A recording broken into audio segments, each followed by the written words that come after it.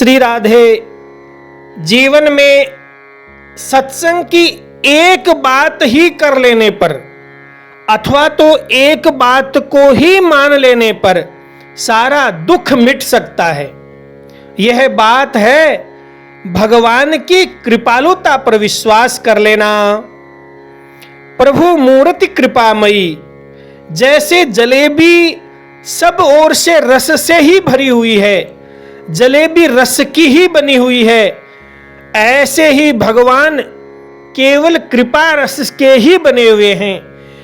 कृपा करने के स्वभाव से ही भगवान भरे हुए हैं। सच मानिए, जैसे सूर्य में अंधकार देने की शक्ति नहीं है, वैसे ही विनोद की भाषा में कहें तो भगवान में किसी का अमंगल करने की शक्ति नहीं है। उनका प्रत्येक विधान मंगलमय कृपा से भरा होता है, चाहे उसका स्वरूप बाहर से कितना भी भीषण हो, कितना भी दुखदाई प्रतीत हो, कितना भी कठोर अनुभव में आता हो। इसीलिए आप किसी भी परिस्थिति में घबराएं नहीं।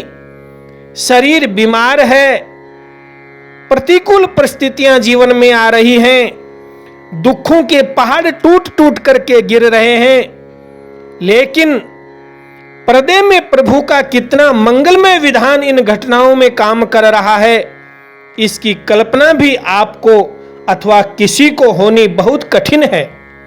इसके अतिरिक्त शरीर को जिस दिन जाना होगा उस दिन लाख प्रयत्न करने पर भी चला ही जाएगा और निश्चित तिथि से पहले यह कभी जाएगा नहीं।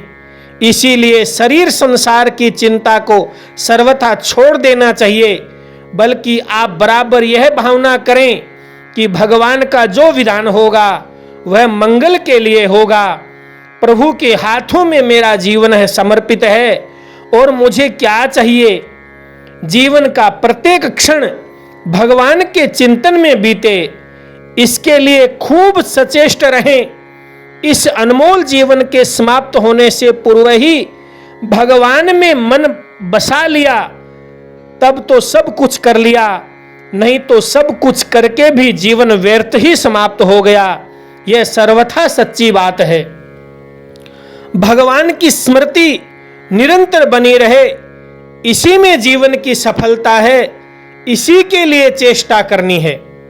अनमोल जीवन दूसरों की पापमयी बातों को देखने सुनने में मत खोइए। दूसरों के दोषों की ओर से दृष्टि मोड़कर भगवान के चिंतन में मन लगाइए। यही जीवन का सार है। भगवान के रूप सागर में मन को डुबो दें, मन को उस सौंदर्य समुद्र में सर्वथा मिलाकर एक में हो जाने दें। फिर यह संसार नहीं दिखेगा, जो सब जगह प्रभु विराजमान है वे ही दिखेंगे। आपकी जलन सदा के लिए शांत हो जाएगी। यही करना है और यही करना चाहिए।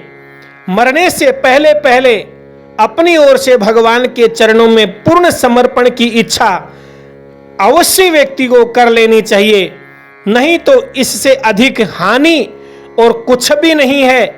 ऐसी इच्छा उत्पन्न होने का इस युग में एकमात्र उपाय है निरंतर भगवान के नाम का जप, और कोई भी साधन बड़ा कठिन है। आप तो कंजूस के धन के तरह है। जैसे कंजूस व्यक्ति अपने धन को संभालता है, लोभी व्यक्ति जैसे अपने धन को संभालता है, इसी तरह अक्षण भर भी व्यर्थ मत कोइए। निरंतर भगवान के नाम को अपनी वाणी से संभाल के रखिए, फिर आपका मंगल ही मंगल होगा। क्योंकि भाय कुभाय अनख आलसहु, नाम जपत मंगल दिशि दसहु।